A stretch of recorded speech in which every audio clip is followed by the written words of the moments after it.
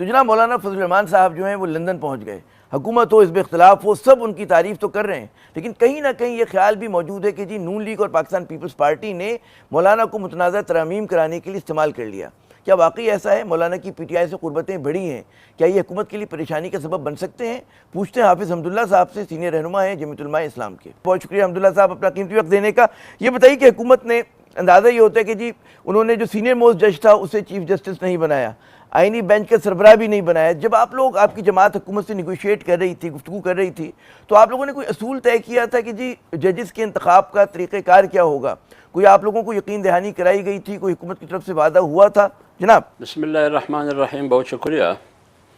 دیکھیے، بنیادی طور پر تو جمعیت علماء اسلام کا اصولی موقف یہ ہے کہ ہم ججوں میں ہمارے لیے عدالت بھی محترم ہے اور ججز صاحبان بھی محترم ہیں، اور ہماری ترجیحات میں یہ نہیں ہے کہ یہ جج میرا ہے، یہ جج میرا نہیں ہے۔ پسند اور ناپسند معیار نہیں ہے ججز کے درمیان، اور جن پارٹیوں کے لیے معیار اور کرائٹیریا یہ ہو کہ میری پسند کا جج ہو تو ٹھیک، میری پسند کا نہ ہو پھر تو درست نہیں، میرا اور تیرا جج ان کا معیار اور کرائٹیریا ہے۔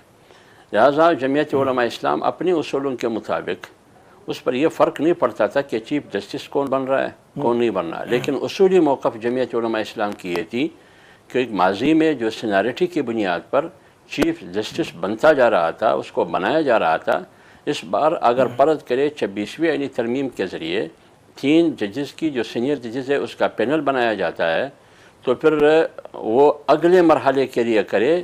ابھی جو چیف جسٹس ایک ریٹائر ہو جاتا ہے قاضی فیاض عیسیٰ صاحب کی شکل میں، دوسرا جو چیف جسٹس آنے والا ہے اس کو ماضی کی طرح سینیرٹی کی بنیاد پر چیف جسٹس بنایا جانا چاہیے۔ اس موقف پر پیپلز پارٹی نے کے ساتھ یہ کمٹمنٹ کیا تھا کہ بالکل ایسا ہی ہوگا، لیکن جب وہاں گئے تو انہوں نے اس کمٹمنٹ سے، اس وعدے سے انحراف کیا۔ جی آپ لوگوں نے بقول آپ کے اصولی موقف اپنایا، تو آپ کو یہ محسوس ہو رہا ہے کہ حکومت نے جو ہے وہ جو آپ نے لفظ استعمال کیا کہ میرا جج تیرا جج، کچھ یہ سوچ کے انہوں نے فیصلہ کیا حکومت نے؟ دیکھیں، آپ کو معلوم ہوگا کہ جب یہ 26ویں آئینی ترمیم سے پہلے جو آئینی مسودہ آیا تھا، یا ابھی تک آئینی مسودہ آیا ہی نہیں تھا، افواہ میں باتیں ہو رہی تھی، تو وہ یہی تھا کہ ایک پارٹی کو منصور علی شاہ پسند تھا، دوسری پارٹی کو منصور علی شاہ پسند نہیں تھا۔ یہ آپ کی میڈیا بھی ریکارڈ پر موجود ہے، جو بھی دانشور کی جو لکاری ان کی تحریرات وہ بھی سامنے موجود ہے۔ تو یہ چیزیں تو سامنے بالکل روز روشن کی طرح آیا تھی۔ وہاں آپ کو معلوم ہوگا کہ ہمارا جو نمائندہ ہے وہاں پارلیمانی کمیٹی میں، اس نمائندے نے بھی منصور علی شاہ صاحب کا نام تجویز کیا تھا۔ یہ بتائیے حمداللہ صاحب کہ حکومت جو ہے 26ویں ترمیم کے بعد مزید جو ہے اس نے ترامیم لے کر آ گئی ہے، پھر جس طرح سے انہوں نے آئینی بینچ کو تشکیل دیا ہے، کیا آپ کی جماعت جو ہے کس کہتے ہیں نا نظر سے دیکھ رہی اس پیش رفت کو؟ کیا لگ رہا ہے کہ حکومت کی جو گرفت ہے اعلیٰ عدلیہ پہ مضبوط ہو گئی ہے اور زیادہ؟ دیکھیے، ہم بنیادی طور پر تو ہم یہ سمجھتے ہیں، جو بھی سیاستدان ہو، سیاسی قیادت ہو، جمہوری پارٹی ہو، آئین کی بات کرتی ہو یا پارلیمنٹ کی سپریمیسی کی بات کرتی ہو، وہ کہتے ہیں کہ پارلیمنٹ سپریم ہے، پارلیمنٹ آئین کا بھی خالق ہے، تمام اداروں کا خالق ہے، پارلیمنٹ سپریم ہونا چاہیے، تمام اداروں پر حاوی ہونا چاہیے۔ یہ اصولی موقف ٹھیک ہے، لیکن پہلے یہ فیصلہ ہونا چاہیے کہ پارلیمنٹ کتنا مضبوط ہے۔ ابھی جو آپ پارلیمنٹ دیکھیے، کیا یہ پارلیمنٹ جو مودوجہ جو نقشہ ہے پارلیمنٹ کا، کیا یہ پارلیمنٹ مضبوط ہے؟ اگر یہ پارلیمنٹ وہ پارلیمنٹ ہو جیسے کہ برطانیہ کا پارلیمنٹ ہے یا امریکہ کا پارلیمنٹ ہے، پھر تو ٹھیک ہے، لیکن اگر یہ پارلیمنٹ کسی اور کے ہاتھوں میں کھیل رہا ہے، پھر اس پارلیمنٹ کو سپریم کرنا، آپ کس کو سپریم کر رہے ہیں؟ یہ جو قانون سازی آپ کر رہے ہیں، جو ابتدا میں جو مسودہ حکومتی پارٹیوں نے لایا، جو کسی کو بھی پتہ نہیں تھا کہ اندر کیا ہے، تو وہ کس طرف سے آیا؟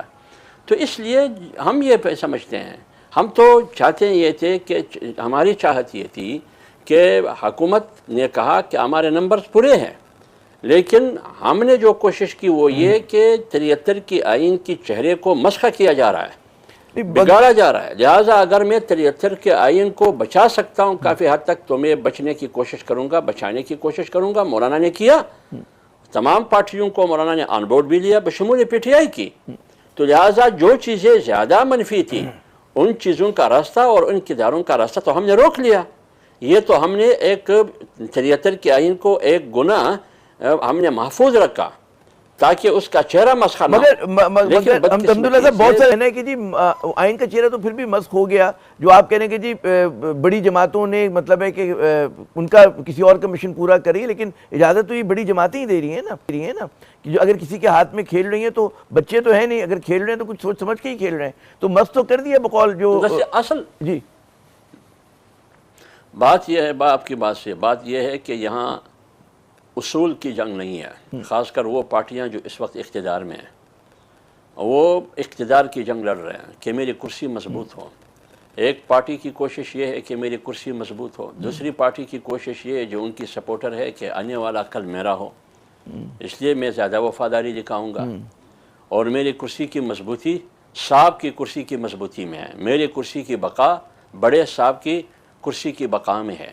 یہ سب اس کے لیے ہو رہا ہے، سب اس کے لیے ہو رہا ہے. لیکن آپ مجھے اجازت دیں، میں خطہ کلامی کر رہا ہوں عبداللہ صاحب، ایک اگر ہم چھوٹا سا وقفہ لے لیں. ایک بات جی میں ایک بات عرض کر لوں وقفہ تو ویسے. اور میں جو تاریخ ہے تاریخ پاکستان کا یہ بتا رہا ہے چھوٹے صاحب نے جب بھی بڑے صاحب کو لایا تو بڑے صاحب نے چھوٹے کو مارا. آپ ذوالفقار علی بھٹو کی مثال بھی آپ کے سامنے، جنرل ایوب کا مثال بھی آپ کے سامنے، مشرف کی تصویر بھی آپ کے سامنے، اور جنرل باجوہ صاحب کی تصویر بھی آپ کے سامنے. چلیں آپ نے کہا اتنی ساری تصویریں ہیں، اگر آپ اب مجھے اجازت دیں میں وقفہ لے لوں، وقفے کے بعد جب آئیں گے جہاں سے سلسلہ کلام ٹوٹا ہے وہیں سے دوبارہ بحال کرتے ہیں.